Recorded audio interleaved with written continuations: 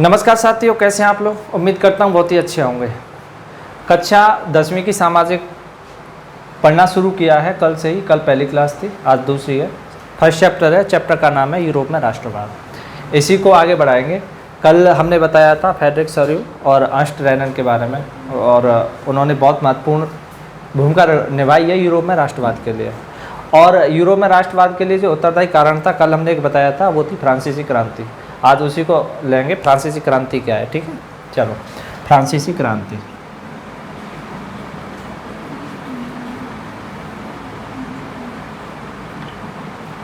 कब हुई है? ये हुई है 5 मई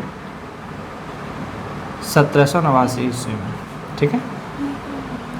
अच्छा सुनो, कोई भी घटना अगर घटित होती है तो एक तो उसका कारण होता है कि घटना घटित क्यों हुई, और एक उसके परिणाम निकलते हैं, यानी घटना होने के बाद परिणाम अच्छे निकले या बुरे निकले, ठीक है। 2 चीज़ होती हैं। तो आज जो हम पढ़ेंगे वो पढ़ेंगे फ्रांसीसी क्रांति के कारण क्या थे, किस कारणों से फ्रांसीसी क्रांति हुई, ठीक है। कारणों को जानने से पहले ये जान लीजिए कि उस समय पर स्थिति क्या थी फ्रांस में। तो जो फ्रांस का शासक था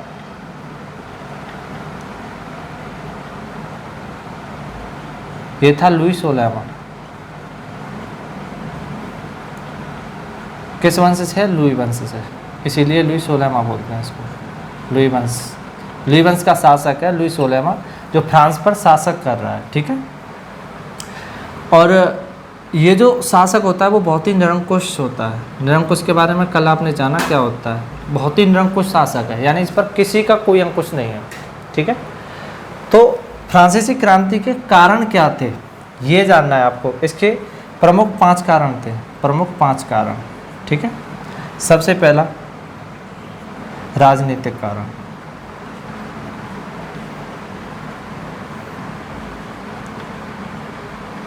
दूसरा सामाजिक कारण,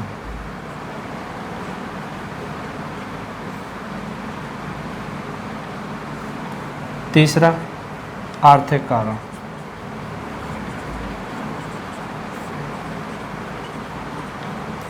चौथा लेखक एवं दार्शनिक,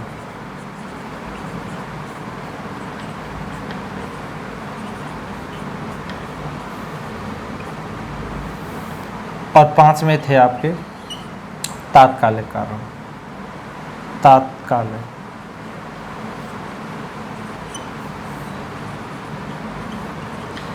यानी फ्रांस की जो क्रांति है वो कोई एक कारण से नहीं हुई थी। इसके लिए उत्तरदायी थे ये 5 कारण: राजनीतिक, सामाजिक, आर्थिक, लेखक एवं दार्शनिक। इनके विचार थे, दार्शनिकों के विचार, ये भी एक इसका कारण बने, ठीक है। और तात्कालिक कारण, ठीक है। पहले जान लीजिए राजनीतिक कारण क्या होते हैं। राजनीतिक कारण ऐसे कारण होते हैं जिसमें शासन, जो शासक होता है या शासन होता है जिसका, उसके हस्तक्षेप के कारण होते हैं। सामाजिक कारण होते हैं जो समाज में रह रहे लोग होते हैं, उनमें अगर भिन्नताएं आती हैं तब ऐसा कुछ हो जाता है। आर्थिक कारण होते हैं जो धन से रिलेटेड कारण होते हैं। लेखक एवं दार्शनिकों का मतलब है कि लेखकों ने अपनी अपनी भावना व्यक्त की कि अपने देश के लिए क्या करना, तो वो भी एक फ्रांसीसी क्रांति का कारण बना। और एक होता है तात्कालिक कारण। तात्कालिक कारण का क्या मतलब है? उस समय ऐसी कौन सी घटना घटित हो गई जिसके कारण इसने होना निश्चित हो गया फ्रांसीसी क्रांति का। तो सबसे पहले हम पढ़ेंगे राजनीतिक कारण, ठीक है। ये स्क्रीनशॉट ले लो। चलो,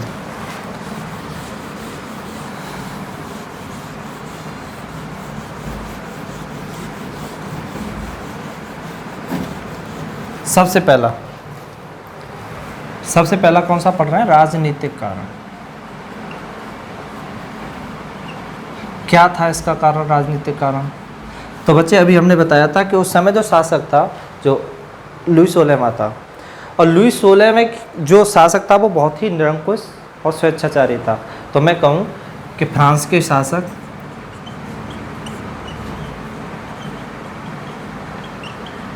स्वेच्छाचारी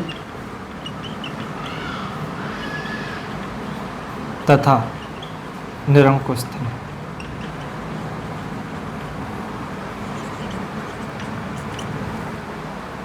निरंकुश के बारे में तो कल बता दिया था। ऐसी सत्ता होती है जिस पर किसी का कोई अंकुश नहीं होता है, ऐसे ही राजा थे यहाँ के।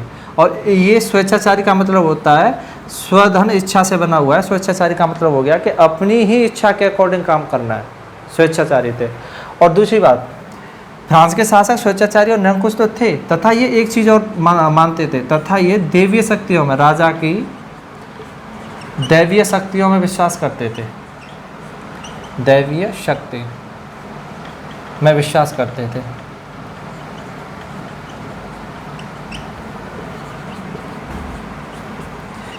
अब ये क्या होता है दैवीय शक्ति? इन जो राजा थे इनका ये मानना था कि जो राजा होता है ना वो भगवान के द्वारा भेजा हुआ होता है, यानी सब कुछ हम ही हैं, जो हम चाहेंगे वही होगा। यही होती है देवी शक्ति। वो कहते थे कि देवताओं ने हमें भेजा है, हम शासन करेंगे और ये हमारी प्रजा है, हमें इनसे कोई लेना देना नहीं है कि ये चाहेंगे ऐसे करें, हमारा जो मन में आएगा वो करेंगे। तो फ्रांस के शासक एक स्वेच्छाचारी और निरंकुश हो गए। दूसरा क्या कारण बना कि वे देवी शक्तियों में विश्वास करते थे, और जब ये देवी शक्तियों में विश्वास करने लगे तो अपने आप को सर्वस्व समझने लगे। जब अपने आप को सर्वस्व समझने लगे तो इन पर कोई असर नहीं पड़ता है कि वहाँ पर रहने वाली जो प्रजा है वो सुख में या दुख में है। तो आगे लिख सकते हैं, तथा ऐसे लिख दो, इसी कारण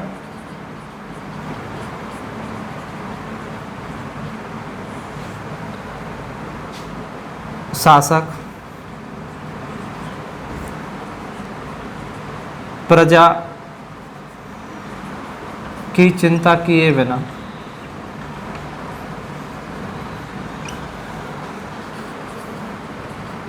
अपने अनुसार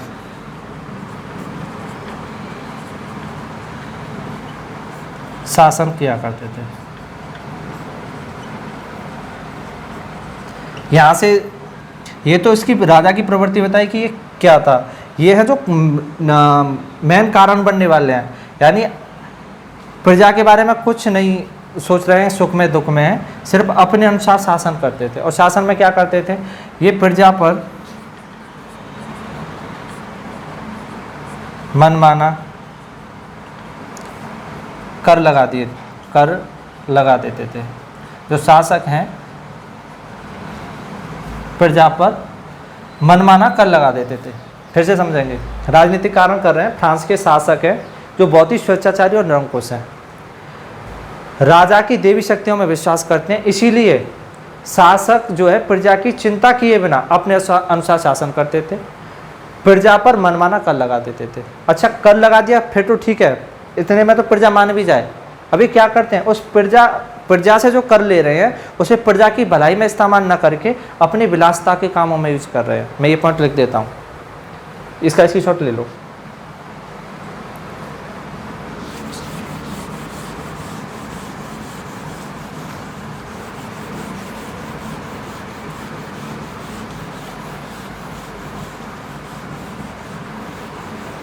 अगला पॉइंट देखो, जो कर मिलता था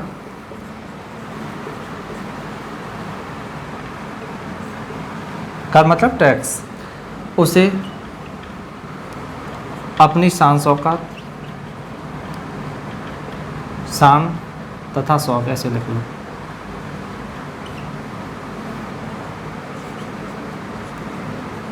और विलासिता में खर्च कर दिया करते थे।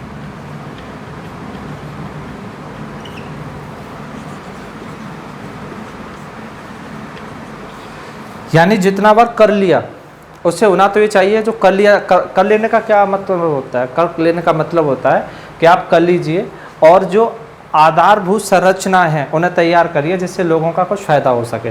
लेकिन ऐसा कुछ नहीं कर रहे हैं, ये कर तो ले रहे हैं लेकिन क्या कर रहे हैं, अपने राज दरबार में ही शान और शौक से रह रहे हैं और विलासिता में खर्च कर रहे हैं। विलासिता का मतलब है अपने ही जीवन पर, यानी अपने कर लिया और अपने लिए जो कुछ करना है अपने लिए ही करना है, ये सारे काम करते थे ये जो शासक हैं वो। इससे क्या हुआ, इसी कारण से इससे फ्रांस की प्रजा या जनता, फ्रांस की जनता शासकों के खिलाफ हो गई।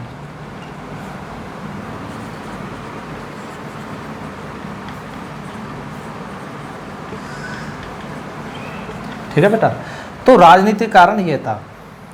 फिर से बता रहा हूँ, यहाँ के जो शासक थे वो निरंकुश और स्वेच्छाचारी थे। तथा राजा की देवीय शक्तियों में विश्वास करते थे।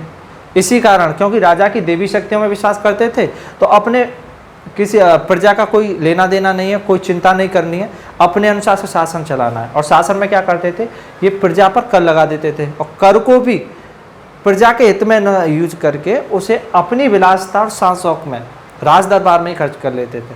इसी कारण से जो फ्रांस की जनता थी इसके खिलाफ हो गई। और दूसरा, ये एक पॉइंट ये भी है कि जो लुई 16वां था ना, ये अयोग्य शासक था, ये भी लिख लो। लुई 16वां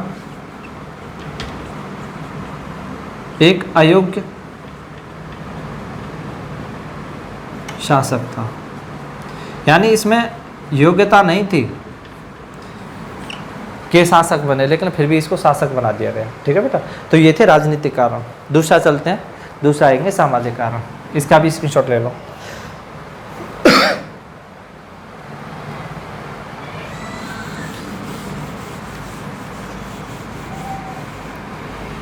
चलिए, सामाजिक कारण दूसरे थे, सामाजिक कारण।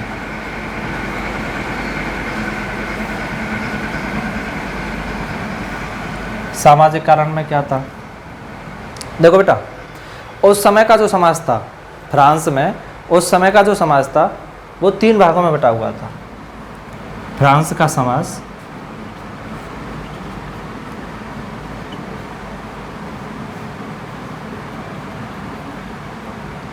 उस समय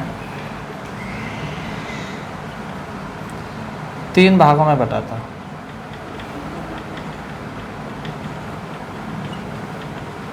कौन कौन से थे ये? सबसे पहला था पादरी वर्ग, भाग को ही बोल रहा हूँ, वर्ग 3 वर्गों में बटा हुआ था। ठीक है, पादरी वर्ग, या इसी को बोल देते थे कुलीन, पादरी वर्ग ही है। दूसरा था कुलीन वर्ग, और तीसरा था जनसाधारण वर्ग।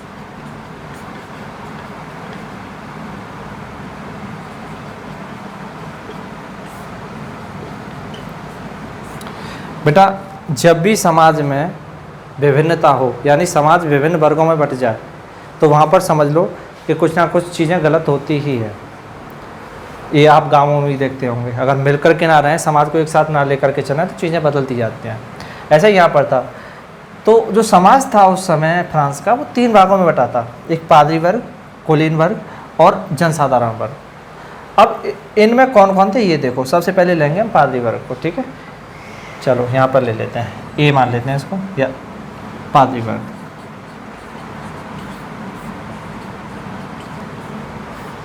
ये वर्ग, पादरी वर्ग जो था, सबसे ऊंचा वर्ग माना जाता था।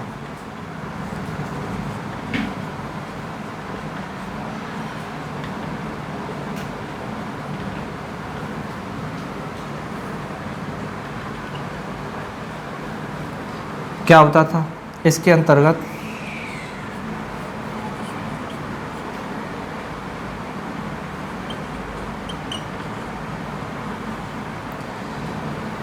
एक तो कैथोलिक जो चर्च थी, कैथोलिक चर्च के पादरी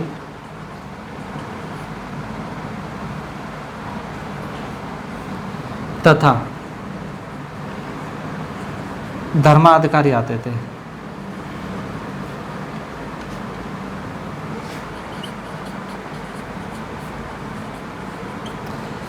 यानी कि जो पादरी वर्ग है उसमें कौन लोग आते थे, तो आप कहेंगे जो कैथोलिक चर्च थी उसके पादरी और धर्माधिकारी। ठीक है, अच्छा सुनो, उस समय पे ना, जब ये फ्रांस की क्रांति हुई है, उससे पहले जो कैथोलिक चर्च थी इसका बहुत बड़ा महत्व था। ये बहुत सारे आदेश पारित करती थी, इसको विशेष अधिकार भी था। और वो अधिकार क्या था, तो ये देख लो, कैथोलिक जो चर्च था ना, कैथोलिक चर्च, इसके अधिकारी, कैथोलिक चर्च के जो पादरी थे, इन्हें एक कर लेने का अधिकार था।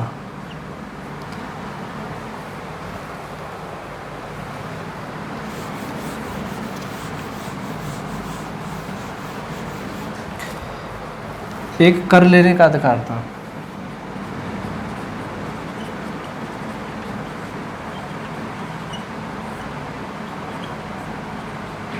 जिसे टायद कहा जाता था, टायद। ठीक है, ये कर कौन लेता था? कैथोलिक चर्च के पादरी। किससे लेते थे?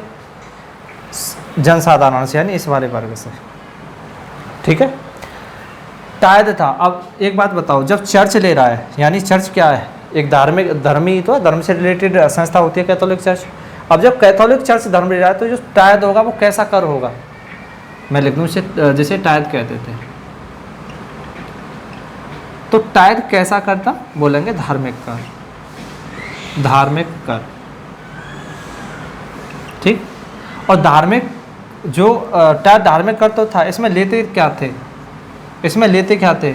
तो इसमें लिया जाता था किसानों से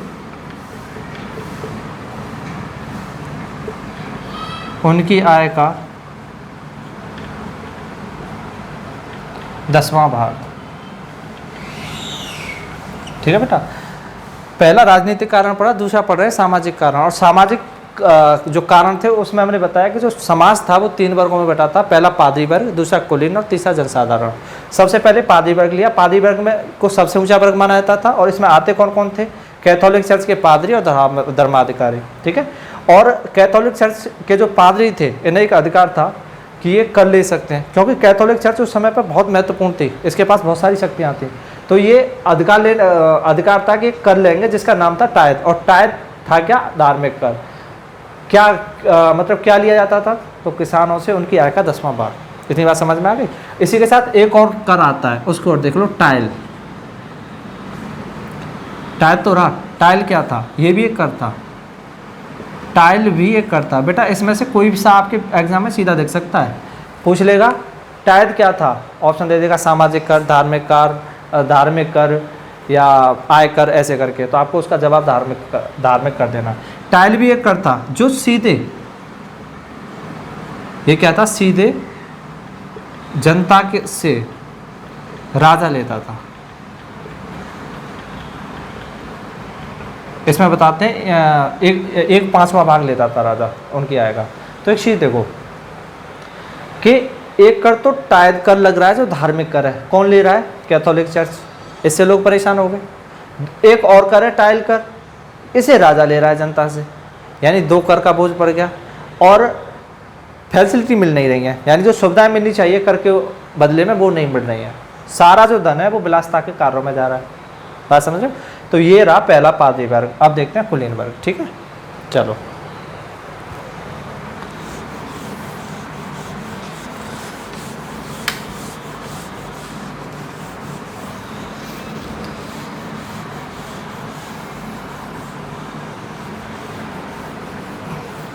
देखो बच्चे, कुलीन वर्ग।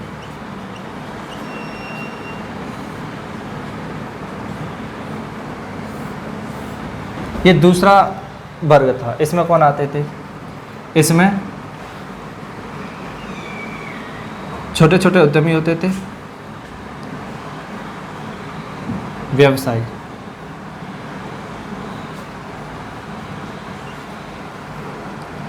डॉक्टर्स होते थे,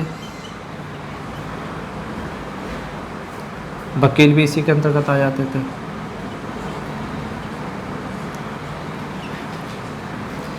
तो ये कुलीन वर्ग था, छोटे छोटे व्यवसायी इसके अंतर्गत आते थे, डॉक्टर आते थे, वकील आते थे। अच्छा, कुलीन वर्ग सॉरी, कुलीन वर्ग में छोटे छोटे व्यवसायी आ रहे हैं, डॉक्टर आ रहे हैं और वकील आ रहे हैं। ठीक है, और वकील थे और कौन कौन थे? इसमें बड़े बड़े सामान,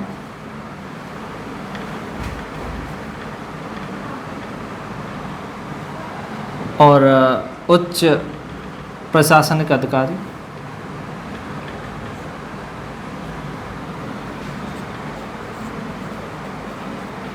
तथा राज दरबार के लोग।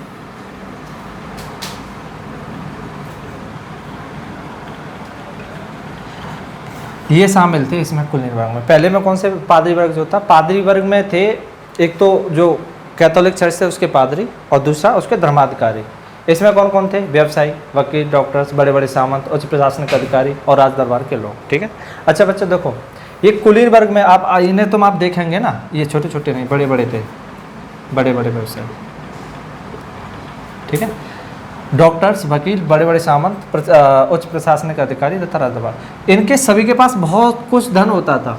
देखना बेटा कितना गलत हो रहा है उधर फ्रांस में। फ्रांस कोई भी क्रांति होती है गलत के खिलाफ होती है, तो इसमें क्या था कि इनके पास बहुत पैसा होता था, लेकिन फिर भी देखो ये संपूर्ण यानी ये पूर्णतः कर से मुक्त थे।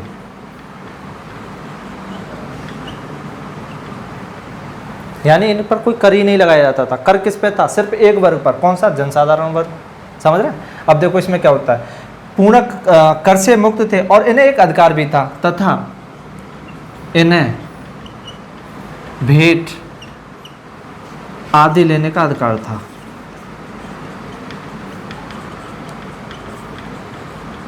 यानी कि जनसाधारण से आप भेंट के रूप में कुछ भी ले सकते हैं, ये अधिकार दे दिया, ठीक है। अब ये क्या करते थे कैथोलिक चर्च ने, तो इन्हें ये अधिकार दिया है कि आप पर एक तो कर नहीं लगेगा, दूसरा आप भेंट के रूप में जनसाधारण से कुछ भी ले सकते हो।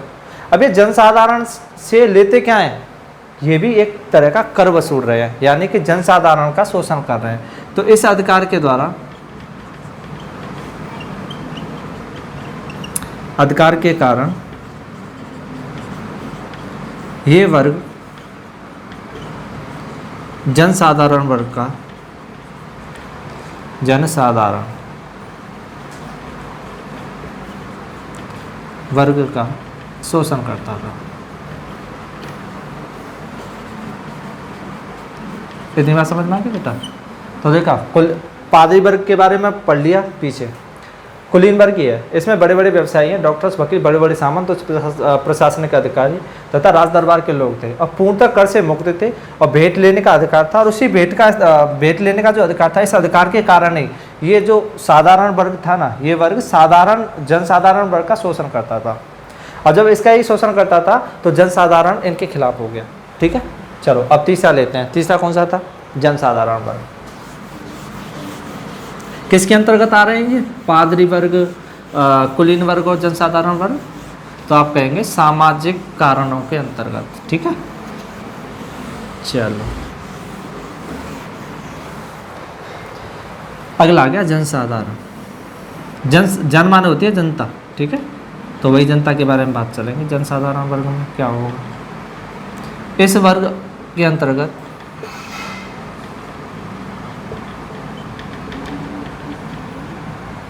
जनता,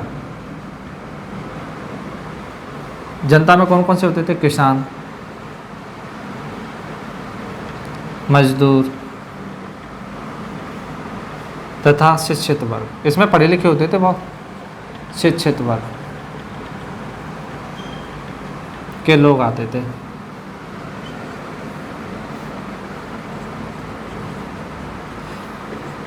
पहले वर्ग में कौन कौन थे? पहले वर्ग में बताया जो कैथोलिक चर्च है उसका पादरी और धर्माधिकारी। दूसरे में कौन कौन से थे? बड़े बड़े सामंत थे, उच्च प्रशासनिक अधिकारी थे, है ना। और राज दरबार में जो लोग काम करते थे वो थे जो राज दरबार से रिलेटेड थे। इसमें कौन कौन है? वो जनता है। जनता में कौन होता है? किसान, मजदूर और शिक्षित वर्ग। अच्छा सुनो, ये जो वर्ग है ना वो शिक्षित हुआ करता था, शिक्षित वर्ग था, लेकिन फिर भी इस वर्ग के शिक्षित होने पर भी,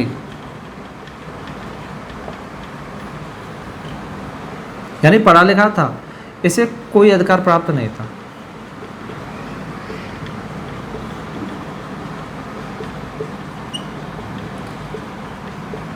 मतलब समझ रहे हैं? यानी पढ़े लिखे लोग हैं इस वर्ग में, लेकिन इनको कोई अधिकार नहीं है कि आप कुछ भी करोगे, ठीक है। और एक और चीज़, जबकि इसके विपरीत मैं ये देखो, जबकि कुलीन वर्ग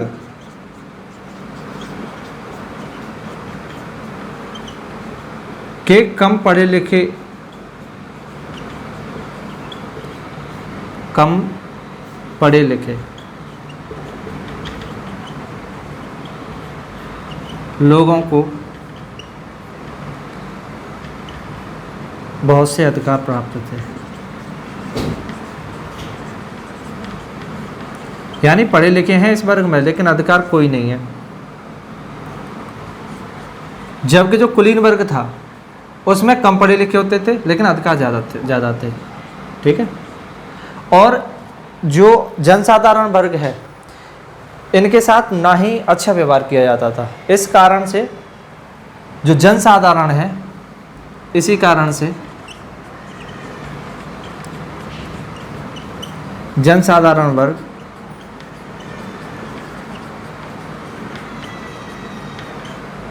फ्रांसीसी क्रांति में कूद पड़ा। जैसे ये शुरू हुई, इसने उसका साथ दिया। और तुम जानते हो एक चीज़ तो, कि कहीं भी आप देख लें सबसे ज़्यादा जनसाधारण वर्ग ही मिलता है। भाई आप ये समझ लीजिए, सामंत कितने हो सकते हैं, विशेष अधिकारी कितने होते हैं जो प्रशासनिक अधिकारी हैं, और पादरी कितने हो सकते हैं? सबसे ज़्यादा तो जनता होती है ना। अब जब जनता ने ठान ली कि हमें फ्रांसीसी क्रांति करनी है, तो क्रांति तो होनी ही थी। ठीक है बेटा। तो ये था जनसाधारण वर्ग। मैं एक बार रिकॉल कर दूँ। देखो, फ्रांसीसी क्रांति जो है 5 मई 1789 को हुई है। ध्यान से सुनिएगा, आपके माइंड में जाएंगी चीज़ें, है ना। 5 मई 1789 को हुई।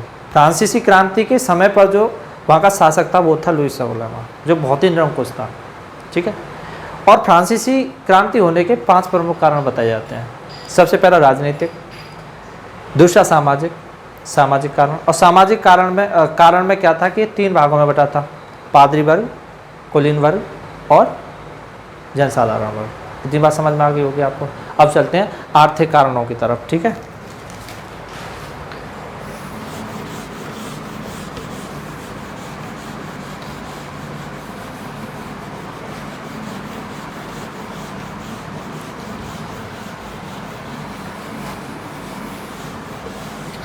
चलो बच्चे, आर्थिक कारण क्या थे?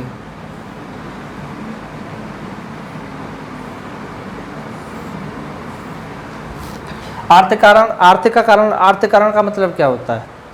जहाँ भी मैं आर्थिक शब्द इस्तेमाल करूँ तो समझ जाना अर्थ है, और अर्थ का मतलब पृथ्वी नहीं, धन है। यानी जो सारी चीज़ें हैं वो धन से रिलेटेड होंगी।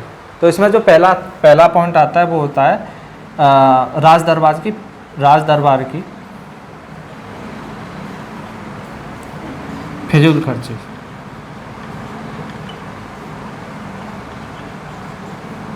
ये सबसे पहला पॉइंट है। इसमें क्या होता था? देखो, राजा जो था निरंकुश थे, स्वेच्छाचारी थे। इसीलिए मैं लिख देता हूँ, जो शासक निरंकुश होने के कारण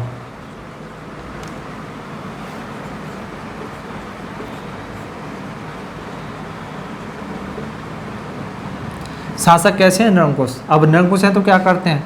अपनी जो धन था कारण धन को अपने शान शौक के लिए यूज करता था।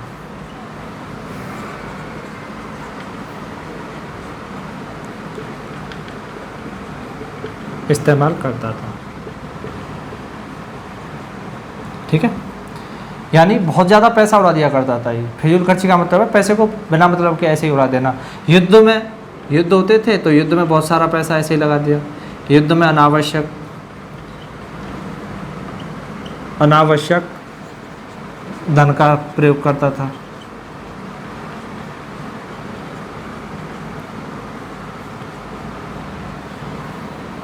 इस कारण से सारा धन नष्ट हो गया। ठीक है। लेकिन फिर भी जो राजा रानी है इनकी विलासिता पर कोई असर नहीं पड़ा है। ठीक है। तो धन नष्ट होने के बाद भी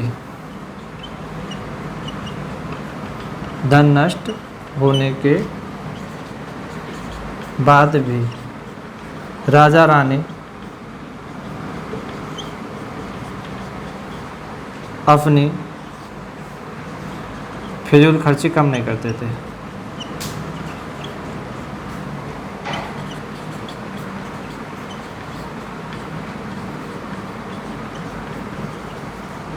इस कारण सारा धन नष्ट हो जाता।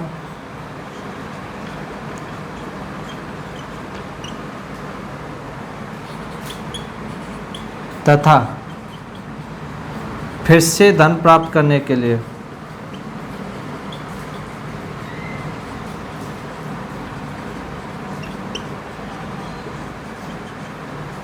जनसाधारण पर कर लगा दिया जाता।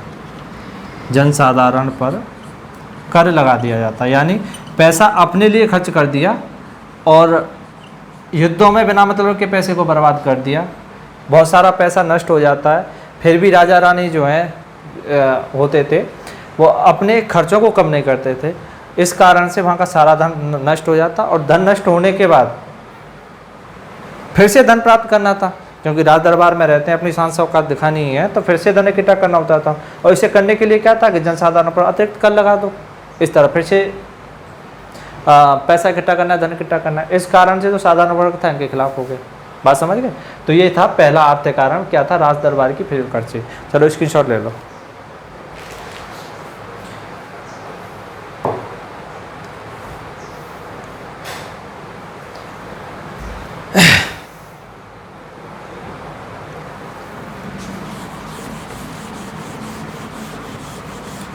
पहला है राज दरबार की फिजूल खर्ची। अब दूसरा देखो, दूसरा क्या आएगा? जनता का आर्थिक शोषण। दूसरा आर्थिक कारणों में दूसरा जनता का आर्थिक शोषण।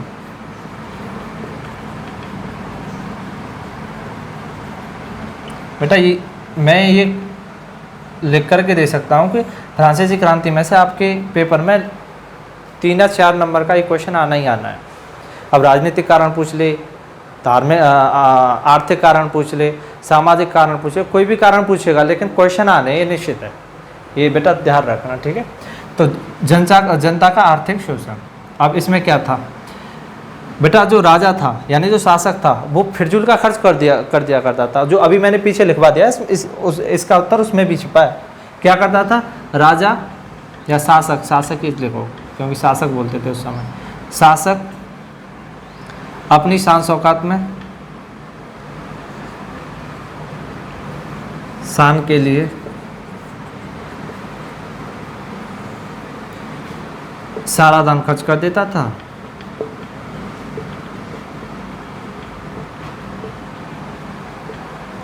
तथा ये कम ना हो, यानी शान और शौकत कम ना हो, शान कम ना हो, इसलिए जनता पर अतिरिक्त कर लगा देता। अतिरिक्त कर का मतलब है टैक्स, यानी पैसे दो। अतिरिक्त कर लगाकर उसका शोषण करता था, ठीक है।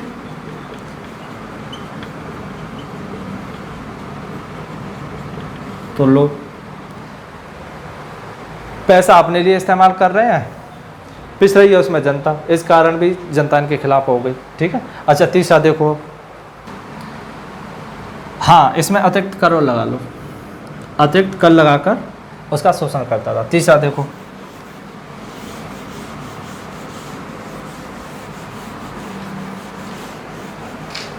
तीसरा कारण क्या था? तीसरे कारण में क्या था कि जो कुलीन वर्ग था, कुलीन वर्ग ये कर मुक्त था, कर मुक्त। अभी मैंने उसमें भी बताया था ये, यानी सबसे ज़्यादा पैसा है कुलीन वर्ग के पास, लेकिन फिर भी जो कैथोलिक चर्च है, जो राजा है, वो कुलीन वर्ग से ही कर नहीं ले रहा है, कर मुक्त है, ठीक है। तो इसे लिख लो, इसमें भी एक लाइन, चर्च कुलीन वर्ग से कोई कर नहीं लेता था,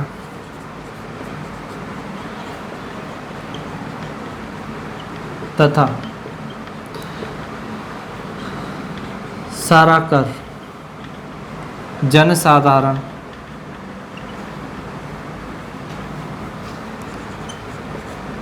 को ही देना पड़ता था।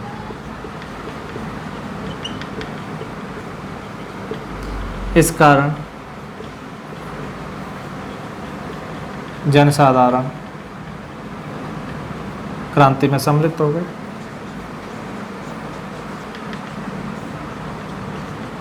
क्रांति में सहयोग देने लगे। ठीक है बेटा। तो अब आर्थिक कारण में पहला क्या क्या था कि जो राज दरबार में बहुत ही फिजूल खर्ची होती थी, और दूसरा क्या था कि जो है जनता का आर्थिक शोषण होता था। तीसरा हमने ये पढ़ लिया कुलीन वर्ग कर मुक्त था। तो ये थे आर्थिक कारण। राजनीतिक सामाजिक कारण में क्या था कि समाज 3 भागों में बटा था, पादरी वर्ग, कुलीन वर्ग और जनसाधारण वर्ग। ठीक है। और एक सबसे पहले पढ़ा था राजनीतिक वर्ग। अब इसके बाद देख लेते हैं जो बहुत इंपॉर्टेंट है, यहाँ से एक क्वेश्चन आपको मिलेगा। ठीक है। अब मैं ये मिटा रहा हूँ, स्क्रीनशॉट लेना ले लो।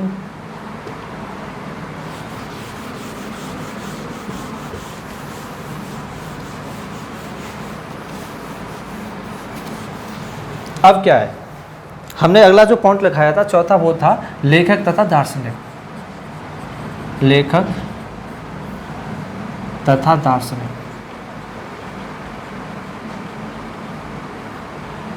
लेखक और दार्शनिकों ने क्या किया कि अपने विचारों से, यानी लेखकों ने लिखकर और दार्शनिकों ने अपने विचारों से ऐसा प्रभावित किया कि फ्रांसीसी क्रांति के लिए लोगों में एक उमड़ आई, एक भावना आई कि हाँ हमें अपने देश के लिए कुछ करना है, इसीलिए फ्रांसीसी क्रांति होती है। अब देखो इनमें मैं नाम ले रहा हूँ, क्वेश्चन यहाँ से आएगा ना तो डायरेक्टली कैसे क्वेश्चन पूछा जाएगा, दे दिया जाएगा।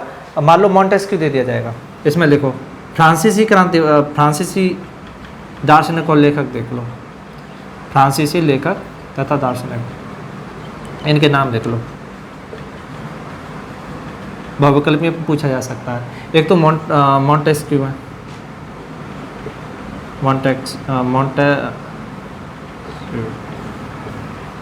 एक दिदरो,